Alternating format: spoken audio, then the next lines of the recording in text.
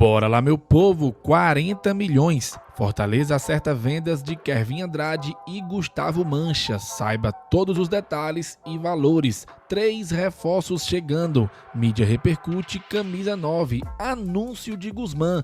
Zagueiro acertado. Moisés liberado. Paiva será demitido? Mudanças contra o Internacional. Tudo isso e muito mais você confere a partir de agora, então já sabe. Papoca o dedo no like, o like é muito importante para fortalecer o nosso trabalho. Se inscreve no canal se ainda não for inscrito e vem com a gente.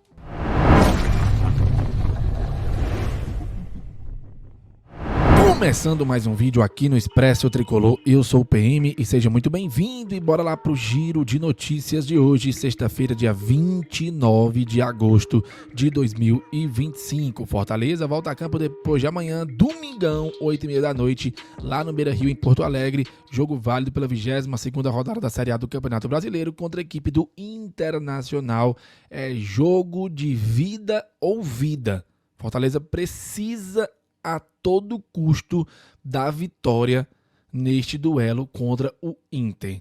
É o confronto do ruim contra o horrível, né? Já que o Internacional vive uma fase extremamente conturbada na temporada. O técnico Roger Machado está na corda bamba, em tempo de ser demitido, crise entre jogadores, enfim, tá bem complicada a situação lá, nada muito diferente do que acontece no Fortaleza, mas a gente precisa se aproveitar dessa situação para, quem sabe, pontuar 3 pontos lá em Porto Alegre. Bom, vamos às notícias do vídeo de hoje e já quero começar trazendo aquele super giro de atualizações de mercado do Fortaleza. Primeiro, começando, obviamente, com Kervin Andrade, né? O Fortaleza acertou a venda de Kervin e o meia viajou para assinar contrato. Ele fará exames para concluir os trâmites do negócio. E aí vamos à matéria. O meia Kervin Andrade deixou o PC e segue para Israel nesta sexta-feira. Ele foi vendido pelo Fortaleza ao Maccabi Tel Aviv por 1,8 milhão de euros, que corresponde a 11,3 milhões na cotação atual. O venezuelano fará exames para assinar contrato com a equipe cearense.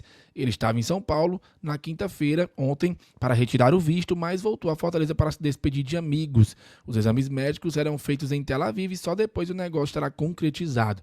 O vínculo de Kervin com o Maccabi será de 4 anos, com opção de renovação por mais um. O Maccabi levará 60% dos direitos econômicos do jogador, ficando Fortaleza e Laguaira 20% cada um.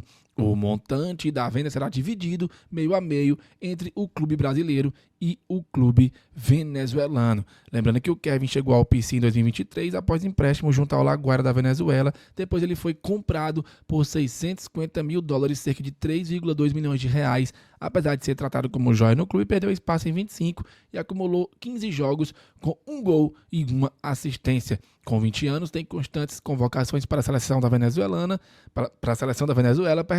Em janeiro foi titular e capitão do time nacional no Sul-Americano Sub-20, sendo um dos destaques do torneio. Então tá aí, Kervin vendido, tá, para o futebol de Israel. Boa sorte aí ao jogador e vamos ver como é que fica a situação do Fortaleza daqui para frente com relação à parte financeira e também sem o Kervin Andrade, beleza?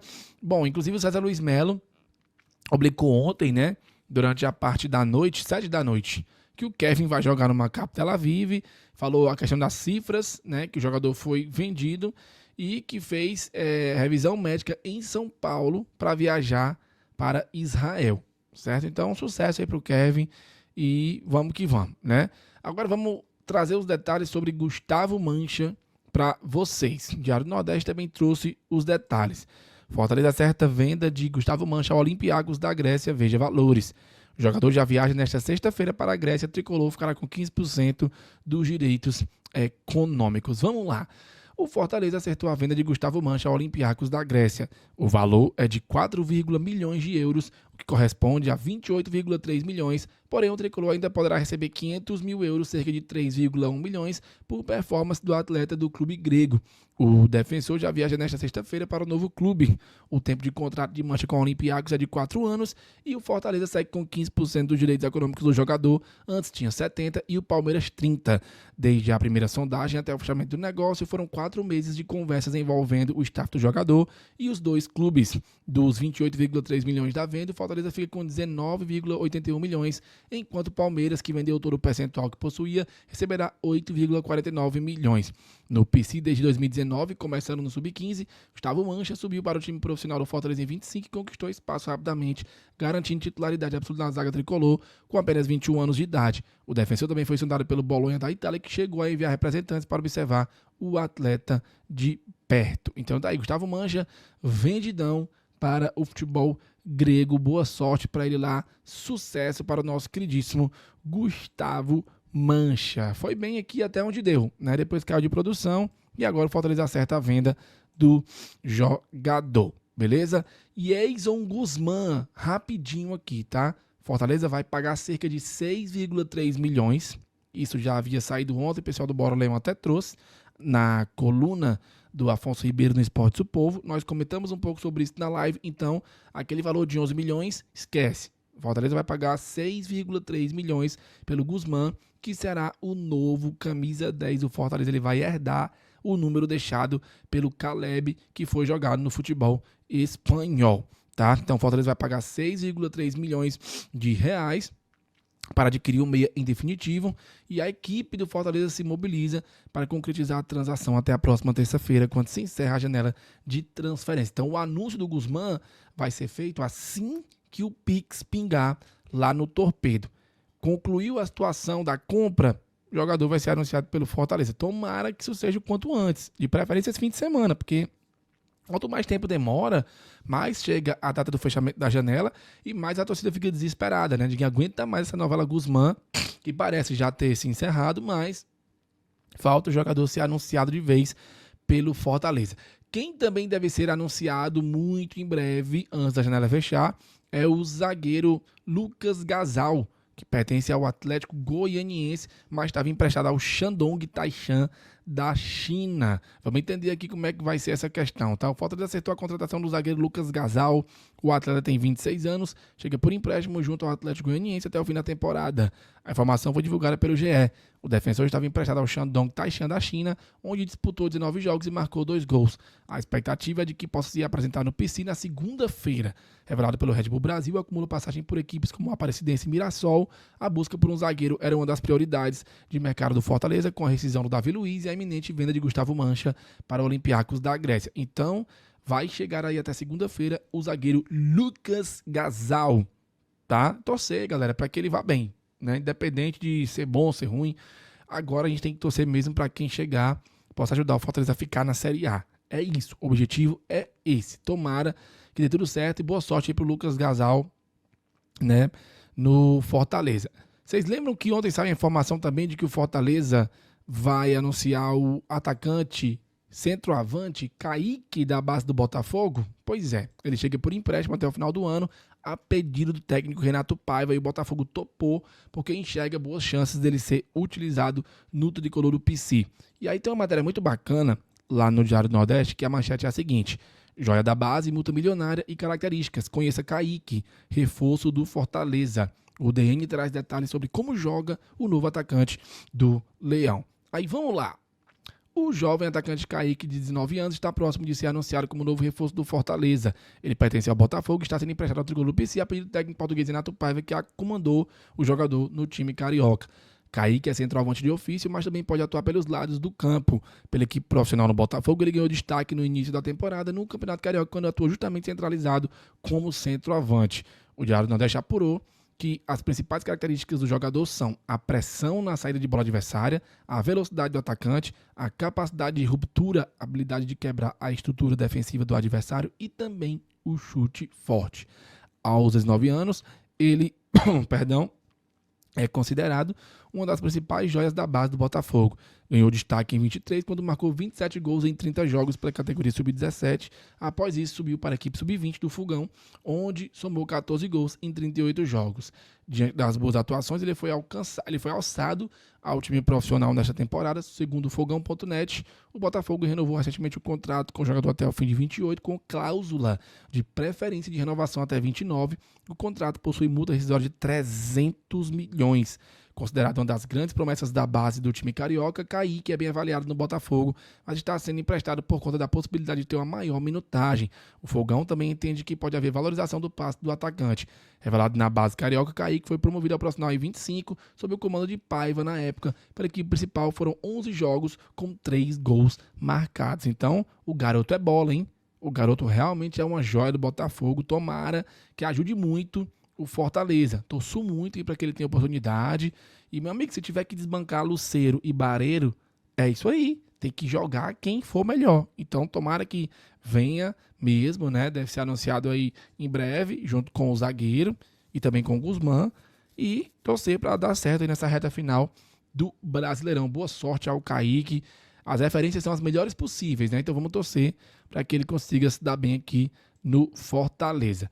Turma, Renato Paiva pode fazer mudanças para o jogo contra o Internacional. Você lembra que contra o Mirassol, ele testou uma variação tática no Fortaleza, utilizando uma espécie de 4-4-2, 4-1-3-2, né? Ou 4-1-4-1. A mudança chamou a atenção e pode ser repetida nas próximas partidas, especialmente com a chegada de novos reforços e o retorno de Moisés, que está em fase final de recuperação. Se ele optar de novo por esse modelo, a gente pode imaginar um time com João Ricardo, né?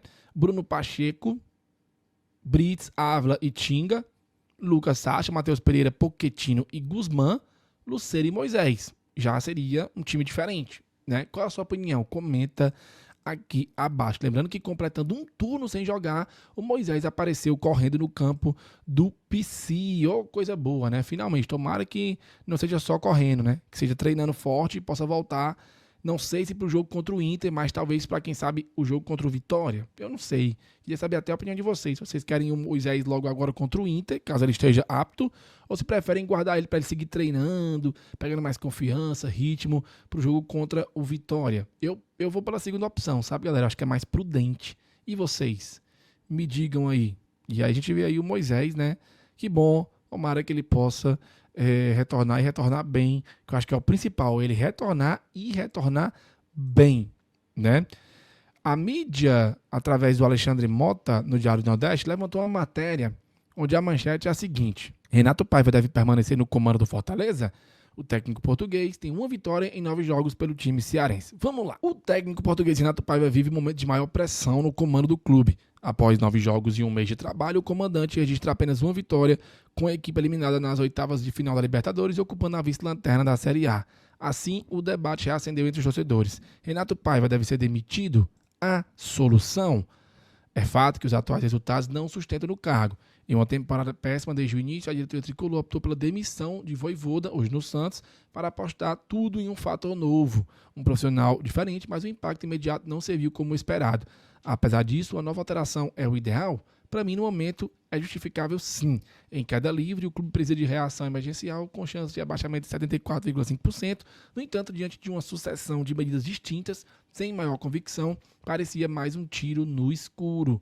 Aí a gente vê, né? 9 jogos, 1 vitória, 3 empates e 5 derrotas, 22% de aproveitamento tem Renato Paiva no Fortaleza. Na última quinta-feira, ele solicitou o afastamento de 6 atletas do elenco. Além disso, todos os últimos reforços, os volantes Pierre e Fábio Roberto, chegaram com o aval do treinador. A janela fecha terça-feira, o clube ainda busca 3 peças após pedido da comissão técnica, o zagueiro, o volante e o centroavante. Dito isso, tirá-lo é mais um passo perdido em meio ao caos instalado. Talvez bancar e acreditar no que escolheu seja a melhor decisão da gestão. A salvação leonina já passou por muitos capítulos. Foi o respaldo ao Vojvoda, a cobrança maior ao elenco, a chegada do Papelim, saída de medalhões como Davi Luiz e Paulo Fernandes, demissão de Vojvoda, contratação de Renato Paiva, 9 reforços na janela e o afastamento de outros atletas do plantel. Não há pecado por omissão, mas nada de fato serviu. Isso aqui é uma grande verdade, hein? O roteiro final do Leão parece totalmente definido e se a cartada atual é em carta branca para o trabalho do português, a escolha é a manutenção, pelo menos até domingo, quando visita o Inter, 8h30 da noite, no Beira-Rio. Fechando com chave de ouro aí a matéria. E aí, concorda com o Alexandre Mota? Realmente depende do resultado contra o Inter para o Paiva cair ou a diretoria deve mantê-lo até o fim? Comenta aqui abaixo. Bom, meu povo, é isso. O videozinho curtiu, deixa o like, se inscreve no canal, deixa o hype também, tá? Compartilha para mais amigos assistirem e comenta aqui abaixo sua opinião sobre todos os temas. A gente se encontra à tarde, tem coletiva de apresentação do Pierre e do Pablo Roberto e depois a nossa live tradicional às 18h15. Tudo já tá criado. Valeu, falou e tamo junto! Lord.